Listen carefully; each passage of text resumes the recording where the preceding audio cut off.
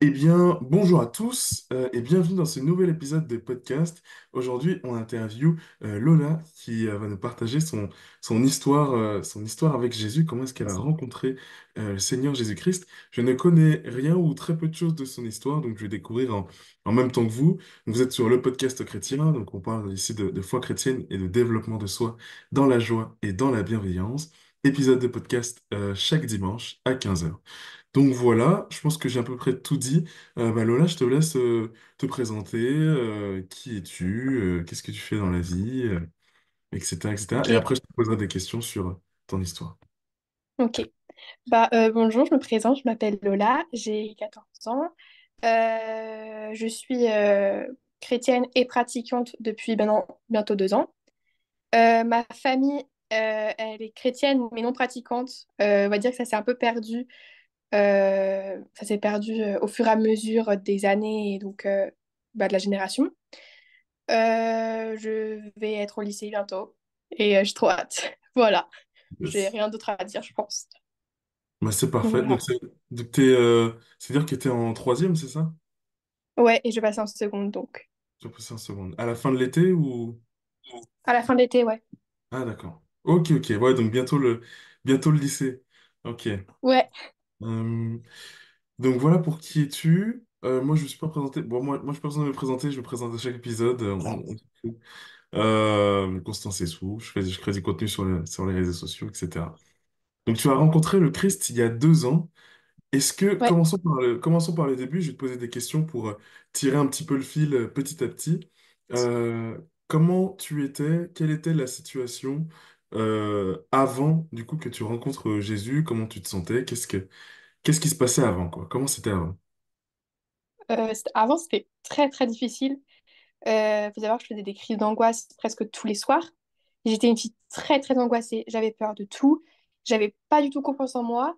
Je suis tombée en dépression à l'âge de mes 9 ans, donc c'est assez jeune. Vraiment, un jour, j'avais envie de mourir, mais réellement. Euh, Vraiment, c'était horrible. Vraiment, là, c'était vraiment une période très compliquée avant Jésus. Je me sentais extrêmement seule et c'était vraiment, je pense, la pire période de ma vie euh, en... dans dans mes 14 ans de vie, on va dire, Hum, si hum, je hum, peux hum. dire. Ouais, donc Donc, beaucoup de tristesse du coup dans ton cœur, j'imagine. ouais, Euh, et surtout de la colère aussi. Ok. Est-ce que tu peux nous dire un peu, ouais, qu'est-ce qui venait motiver un peu tout ça? Est-ce que c'était, ça peut être plein de choses. Typiquement, j'ai une personne dans une interview où c'était beaucoup de colère, par exemple, que le monde, comment dire, que le monde aille mal, etc., qu'il y ait autant de guerres ou d'ego dans le monde, etc. Toi, qu'est-ce qui motivait un peu cette colère? Est-ce que c'était personnel? Est-ce que c'était, qu'est-ce que c'était? C'était personnel parce que c'était de la colère. Parce qu'il faut savoir que je n'ai jamais connu mon père. Donc j'avais extrêmement de la colère par rapport à ça. Je lui en voulais. En fait, j'en voulais à la terre entière. J'avais besoin en fait de me dire que je suis pas bien et je voulais le montrer à tout le monde en fait. Et donc j'étais vraiment tout le temps en colère.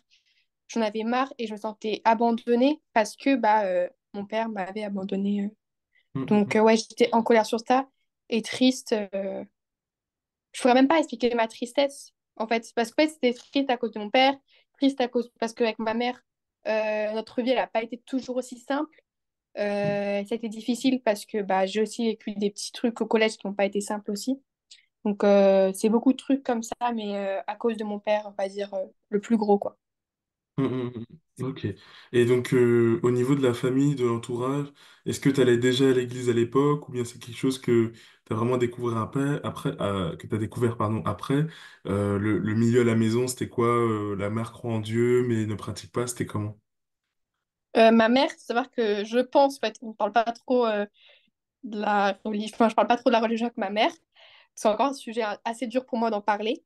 Mais c'est ma mère, je sais pas trop si elle y croit et je pense pas. Enfin, elle respecte, on va dire, la religion, mais il y a pas. Enfin, vraiment, elle m'a pas vraiment aidée. Enfin, non, elle m'a pas vraiment. Enfin, elle est pas vraiment pratiquante. Elle pratique pas. Voilà. Ma grand-mère, par contre, elle, je crois qu'elle, qu'elle prie, etc. Mais c'est juste ma grand-mère, on va dire, la personne la plus proche qui pratique, etc., je pense. Donc, Donc quand même c'était... une éducation quand même religieuse ou vraiment rien du tout, quoi. Bah, j'avais rien du tout, à Ouais. part je savais qui était Jésus et je Hmm. savais qu'est-ce que c'était vraiment, entre grosses guillemets, c'était quoi la religion chrétienne. Ok. Donc voilà. Ok. Ouais, parce que c'est vrai qu'il y a des personnes qui, pour le coup, savent même pas que Jésus existe ou, tu sais, ont vraiment zéro notion. Bon, toi, t'avais quand même ce micro truc-là Ouais, qui en fait, j'allais encore. à un musée et donc c'est pour ça que j'ai vu, je me suis dit, mais Hmm. c'est qui cette personne-là? Et donc Ok. ma reine de cœur m'a expliqué, elle m'a dit oui, c'est Jésus et comment tu peux le remarquer, etc. Comment tu peux savoir que c'est lui. Et... Donc voilà, j'ai un peu appris par rapport à ça, par rapport au musée et au livre. Ok. Ta marraine, ça veut dire que tu t'es fait, enfin, tu t'as été baptisé étant bébé ou pas du tout? J'étais baptisée, oui. Je suis Ok. baptisée, oui. Ouais, ouais. Ok. Ok. Donc voilà l'état avant Jésus. Est-ce que cette période-là, donc tu m'as parlé de tristesse, de dépression, de toutes ces choses-là, c'était quelque chose de vraiment quotidien, une douleur que tu voulais résoudre, ou bien quel était ton rapport face à cette douleur que tu avais? En fait, je voulais réussir à enlever cette douleur de mon corps parce que c'était un soin. En fait, je me suis dit, faut que je me bats parce que c'est pour ma famille, etc. Et je voulais réussir à me battre. Mais après, j'ai rencontré Jésus à une nuit là qui était vraiment atroce parce que j'étais totalement angoissée. J'avais peur. Et je me suis dit, il faut que j'enlève cette peur, mais comment? Et puis j'ai rencontré Jésus, quoi. Amen. Eh ben, écoute, Ouais. partons dessus. Qu'est-ce qui s'est passé comment tu as rencontré Jésus? Tu me disais que tu connaissais déjà son nom. Comment tu as fait cette rencontre personnelle avec le Christ? Bah, en fait, c'était la veille de la rentrée troisième et j'étais mais stressée, mais comme jamais. Vraiment, j'étais stressée. Je me suis dit comment ça va se passer parce qu'en quatrième, j'étais vraiment pas bien. C'était la pire année. Je me suis dit, est-ce que ça va être de nouveau la même chose? Donc, j'étais paniquée, mais paniquée. Et je me rappelle, c'était vers les 23 heures. Et je sais pas, j'ai comme eu une grosse chaleur vers mon cœur. Et je me suis dit, faut que je ferme les yeux. J'ai fermé les yeux et j'ai vu en fait, cette image-là où il y avait une main, donc avec un trou dans la main. Donc je savais que c'était Jésus et qui me tendait la main. Et je savais que c'était depuis très très longtemps. Parce que ça, en fait, ça, c'est comme si je ressentais que ça faisait depuis très longtemps. Et je ne voulais jamais la prendre, cette main, parce que je me suis dit, c'est une honte de prendre cette main. Je connais pas cette personne, on va dire.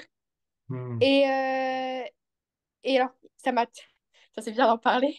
Et alors, il m'a tendu la main et j'avais ce ressenti-là que cette personne-là, parce que j'étais encore un peu perdue par rapport. Enfin, je savais qu'il était Jésus, mais je me suis dit, c'est pas vraiment lui, c'est pas possible, c'est pas ça. Hmm.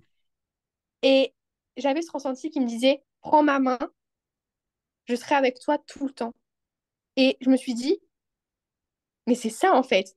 Et donc, dans mon image, j'ai pris sa main, j'ai ouvert mes yeux et j'ai directement pris TikTok et j'ai commencé à regarder tous les trucs. Je me suis dit, comment on prie le soir? Quelle prière il faut faire? Et tout. Et j'ai commencé à tout regarder et j'ai prié. Et depuis ce jour-là, je prie chaque jour. Je remercie Dieu de m'avoir mis sur son chemin et ça allait beaucoup mieux. Vraiment, je me suis dit, c'est bon, il est avec moi. Qu'est-ce qui va m'arriver après? Donc, c'était incroyable, vraiment. Amen. Déjà, c'est fou, c'est très fort. Comment ça a eu cette certitude que c'était Jésus? Est-ce que c'est parce que tu as vu un trou dans sa main? Ou est-ce que c'est vraiment quelque chose que tu as ressenti, tu t'es dit, ah, c'est lui, c'est personne d'autre? Ou ouais, comment t'as discerné que c'était Jésus-Christ? Bah, en fait, déjà, sur son trou dans sa main, je me suis dit, il n'y a pas n'importe qui a un trou comme ça dans sa main. Ouais. Et je sais pas, je me suis dit, en fait, j'avais tellement du chaud au cœur. Et cette main, en fait, c'est comme si elle parlait la main, mais je pense que c'était Jésus, mais je voyais pas son vrai visage. Il me disait, prends ma main. En fait, c'était vraiment des mots qui étaient clairs, précis et touchants. Hum, hum, C'était hum. vraiment, je serai là, enfin, je serai là avec toi. Et le je serai là avec toi, c'est tellement touchant pour moi parce que je me dis que je serais plus seule en fait. Et je me suis dit, mais je peux battre tout le monde comme ça. Enfin, je peux battre tout le monde. Je peux évoluer encore plus. je peux réussir en fait. Donc c'était incroyable, vraiment. Et j'ai remarqué que c'était vraiment Jésus. Je sais pas, euh, mais j'ai voilà, eu le trou dans la main, ce qu'il m'a dit, et surtout ce que j'ai reçu dans mon cœur, quoi. Il y a un passage que Jésus lui-même a dit, tu sais, qui donne cet exemple avec le berger. Ou je sais pas si tu Oui, connais ce passage. En fait, je sais pas si c'est Jésus ou c'est dans les psaumes, mais ça dit en fait, mes brebis me reconnaissent au son de ma voix, etc. Et tu parles des mots clairs, ouais, fonciers, etc. Et en fait, c'est ça, ces brebis, peu importe qui c'est, peu importe le passé, les douleurs, peu importe. En fait, ces vraies brebis et le reconnaît au son de sa voix, le reconnaît, quoi, peu importe si on le connaît avant ou pas, quoi. Et c'est fort de vivre des passages de la parole comme ça, quoi, en IRL. C'est fou. ouais, voilà, voilà. Ouais, Amen, amen. Donc voilà ce qui se passe, le plot twist. Il y a un truc qui m'a marqué, qui me marque dans ton témoignage, c'est je suis tout de suite allé sur TikTok. C'est vrai ouais. que je suis sûr que moi, moi je comprends la logique, mais je suis sûr que ce passage-là, il va choquer beaucoup de Ah merde. personnes qui ont pas, non, enfin, pas choquer négativement, hein, pas négativement. Oui. En mode, ah, on n'a pas les mêmes habitudes, on n'a pas les mêmes réflexes. Tu vois, quelqu'un se dirait, ah, j'ai tout de suite appelé mon ami chrétien, ou je suis Ah, tout moi, de suite. j'avais pas d'amis chrétiens. Ouais, C'était vraiment, c'était la seule chose, je me suis dit, mon téléphone. Et en plus, il y a les derniers moments, donc enfin, on va dire une semaine avant ce qui s'est passé là, je voyais des trucs TikTok, chrétiens, pardon, sur TikTok. Donc, je Mhm. me suis dit, mais pourquoi je vais aller sur TikTok? Après, j'ai regardé aussi sur Google, juste pour voir comment je peux prier. Et Ok. après, j'ai essayé d'apprendre toute seule, mais c'est un Ouais. peu compliqué. Et sur TikTok, il y avait des filles là qui parlaient de Jésus, qui parlaient comment on peut prier, etc. Donc j'ai regardé ça et ça m'a aidé quoi. Ok, ok. Donc sur TikTok. Et sur TikTok, t'as trouvé quoi du coup? Il y avait une fille, je sais plus comment elle s'appelle, T'avais mais Carla. ouais, voilà. Carla Ouais. RDV, un truc comme ça. Et- Je sais pas. Si je dis ça, il y en a plein des gens qui font ça, mais. oui, ouais. Et je pensais que. Je crois qu'elle parlait d'une prière, qu'est-ce qu'on peut dire, etc. J'ai juste regardé sur Google, j'ai marqué prière du soir. Et Mhm. j'ai fait Notre Père, etc. Et, Mhm. euh, et ouais, sur TikTok, vraiment, j'ai commencé à regarder. Enfin, c'était vraiment très vaste ce que j'ai regardé, quoi. Mais j'ai regardé vraiment les prières. Qu'est-ce qu'on pouvait dire à Dieu? Mhm. Je fais une petite parenthèse. Est-ce que tu es tombé sur des contenus qui t'ont un peu éloigné de Dieu?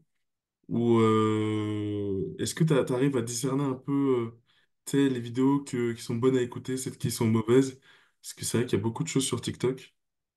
Ouais, c'est un peu dur des fois. Des fois, je me dis, purée, c'est quoi ça? Enfin, ouais, par Mhm. rapport à des fois, ça m'éloigne un petit peu, mais je me reprends en direct et je me dis, non, c'est pas ça qu'il faut que je regarde. Après, je commence à lire la Bible, à me mettre des versets dans ma tête et tout. Je me dis, non, non, non, Lola, reste là, reste là.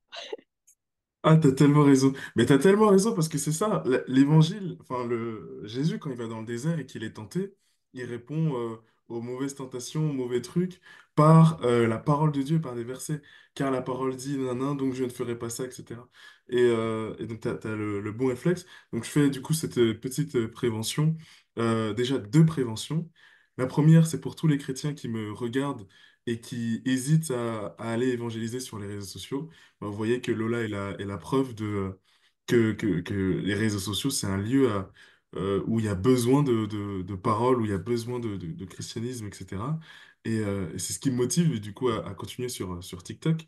Et puis d'un autre côté, Ouais. attention à tous ceux qui débutent de ce sur quoi vous tombez sur TikTok, parce que tous les TikTok chrétiens ne sont pas bons à écouter.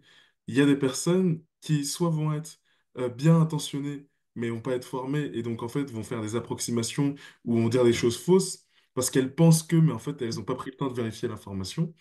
Soit tu as des personnes mal intentionnées qui sont là par ego et qui disent des choses juste pour faire plaisir, ou bien qui disent des choses pour te ramener dans leur secte ou quoi, ou soit tu as des gens qui juste vont t'éloigner de Dieu par des propos en mode les chrétiens c'est nul ou tu vois, des trucs comme ça. Enfin, t'as plein de choses sur TikTok et donc faut faire gaffe. TikTok, c'est pas la Bible, comme on dit. Et donc, ouais, faut faire attention à ce qu'on voit dessus. Mais voilà, petite prévention. Voilà, ça fait plaisir. Yes. Donc, on a parlé un peu de TikTok. Est-ce que tu te rappelles de la vidéo sur laquelle t'es tombé et du schéma de prière que t'as utilisé un petit peu? Oh, je sais pas. Vraiment, oh, wow, je sais pas. Mais après, vraiment, la chose dont j'ai le plus regardé, la prière que j'ai récitée à ce moment-là, c'était regarder sur Google, prière du soir, et j'ai vu la Notre Père. Donc Ouais, j'ai ok. récité ça. Et après, il y avait une TikTokeuse chrétienne, elle a dit, quand vous priez, faites comme si Dieu était votre pote. Hmm. Ben, pas, ouais, vous lui dites tout. Et donc je commençais à parler, j'ai presque parlé pendant 30 minutes, je lui disais mais n'importe quoi. Je me suis dit, il m'écoute. Voilà. Donc ouais, j'ai fait vraiment au pif. Enfin, pas au pif, mais j'ai fait comme je pensais faire. Je me Ouais, suis dit, au bon. naturel, quoi. Ouais, voilà. Je me suis pas mis la pression. Donc Hmm. voilà. Maintenant, j'essaye un peu de me dire, d'essayer un peu mieux de prier, même si entre grosses guillemets mieux. Je me Hmm. dis, j'essaye de mettre plus de prières, etc. Mais c'est un peu compliqué, mais ouais, j'ai fait au feeling, vraiment. Ouais, carrément, c'est ça, faut suivre son instinct. Euh, donc il y a ce plot twist, il y a toutes ces choses-là. Une fois que du coup, t'as cette rencontre avec le Christ, tu m'as dit, ouais, t'as tout de suite essayé d'apprendre à prier, parce que oui, la prière, c'est le contact avec Dieu. Comment se sont Mm. passées les semaines suivantes? Comment t'as appris à développer et entretenir cette relation avec Dieu? Comment ça s'est passé après? Après, comment expliquer? Au début, j'avais mais une foi énorme. Au début, je commençais à regarder plein de TikTok, à me mettre la pression. Quand je voyais, ouais, faut pas faire ci, faut pas faire ça, ce que je te dis, donc qui m'a un peu éloigné de Dieu, faut pas faire ci, faut pas faire ça. Ouais, si t'écoutes de la musique, c'est pas bien. Ouais, si tu manges trop, c'est pas bien. Si tu fais ça, c'est pas bien. Et je me suis dit, mais attends, mais je suis grave, mais là, je suis plus du tout dans ma foi, là, je vais perdre Dieu. Dieu, il va me tourner le dos, là, hein, c'est bon. Mm. Et donc ça, c'était très compliqué au début parce que je voyais que ça. Et ensuite, je me suis dit, mais la seule chose à ce que je peux croire, c'est la Bible. Et donc, je me suis dit, j'installe la Bible et je la lis. Bon, j'ai pas fini, hein, c'est encore compliqué. Mais je me dis, il faut que je lis la Bible. Je commençais un peu à lire la Bible. Mais après, j'avais toujours ce problème-là, c'est que je me dis, je prie, il va me faire ça. Je prie, il me le fera. Et c'est un peu compliqué parce qu'au début, j'ai dit, ouais, Dieu, enlève-moi toutes les mauvaises personnes. Et c'est Mm. ma première prière que j'ai fait. J'ai même pas vraiment parlé au contexte par rapport à. Je me suis pas dit, ouais, je vais expliquer ce que je ressens à Jésus. Et des fois ces prières-là, elles se réalisaient pas entre grosses guillemets, parce que c'était plus tard, parce que ma prière, là, éloigne des personnes que t'aimes pas, enfin, qui sont pas bonnes pour moi. Il me l'a enlevé, mais plus tard. Mais ouais, au début, je me suis dit, mais attends, mais il le fait pas. Et au début, Mm. enfin, j'étais grave la pression à Jésus. Je disais, mais pourquoi tu fais pas en fait? Avance, va plus vite. Enfin, j'allais mieux en mode, j'étais moins triste, Mm. j'étais moins en colère, mais vis-à-vis des autres, c'était plus compliqué. Par rapport à moi, mon caractère, mon ressenti, mes appréhensions, tout ce que, tout ce que j'allais mal, j'avais plus du tout envie de mourir. Donc là, ça, c'est un miracle. Amen. Mais, ouais, amen. Et mais par rapport aux autres, mais j'étais encore une personne horrible. Et je me suis dit, mais change-moi, Dieu, change-moi là, vraiment, faut aller vite. Donc je mettais la pression. Ouais. Donc ouais, au Mm. début, c'était compliqué. Et après, je me suis dit, calme-toi. Et je me suis dit, Dieu, sa vérité, le chemin, la vie, je le fais Mm. comme il fait. Si il me met pas encore maintenant, c'est que ça doit pas arriver maintenant. Et donc j'ai compris ça. Et après, j'ai prié tous les jours, je lis la Bible. Et puis ça allait, hein. Amen, amen, amen. Bah, c'est ça en fait, c'est chacun son rythme aussi. Et oui, il y a beaucoup ce truc, surtout en venant des personnes qui débutent, bah comment dire, peut-être de vouloir être parfait tout de suite. et te dire, ah, Ouais, mais purée, le truc est tellement gros, je vais pas y arriver, et tu te mets la pression, et du coup, tu t'éloignes de Dieu et tu essaies de revenir. Enfin bref, ça crée de la friction, on va dire. Et en fait, oui, et comme tu l'as dit, apprendre à être apaisé, se dire que chaque chose en son temps. Effectivement, oui, quand tu vas de TikTok en TikTok, la première vidéo te dit arrête la musique, la deuxième, arrête, j'en sais rien, arrête de te couper les cheveux, la troisième, arrête ouais, de porter des Air Force, j'en sais rien, tu vois. Et tu dis, mais attends, mais ouais, comment je fais? Il y a beaucoup trop de choses à faire. Et, euh, et donc oui, en fait, la conversion, elle prend du temps et c'est fréquenter Dieu, construire cette relation avec Dieu qui prend du temps, puisque les bonnes choses prennent du temps, qui te rend parfait, en fait. Plus tu fréquentes mm, Dieu, plus ça te rend parfait.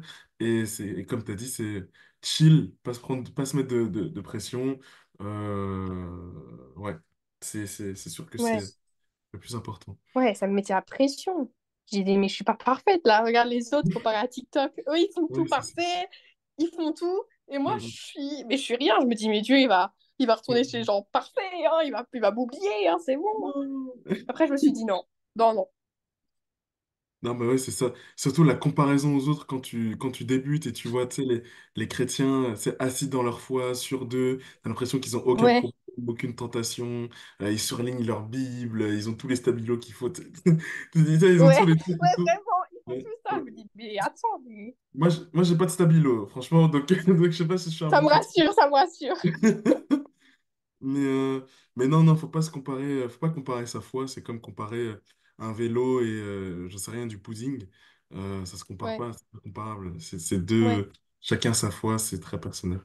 Mais oui, t'as raison d'en parler, faut faire gaffe à ça. oui, À cette ouais, ouais. pression. Ensuite, ouais, tu t'en as parlé un petit peu, mais intérieurement, du coup, quelle transformation est-ce que tu as vue? Tu m'as parlé de, t'étais moins triste, moins dépressive, etc. Cette transformation-là, elle s'est opérée comment? Sur plusieurs mois, plusieurs semaines, plusieurs mois, c'était instantané. Comment, comment ton intériorité s'est ouais, s'est apaisée en fait? Comment ça s'est passé?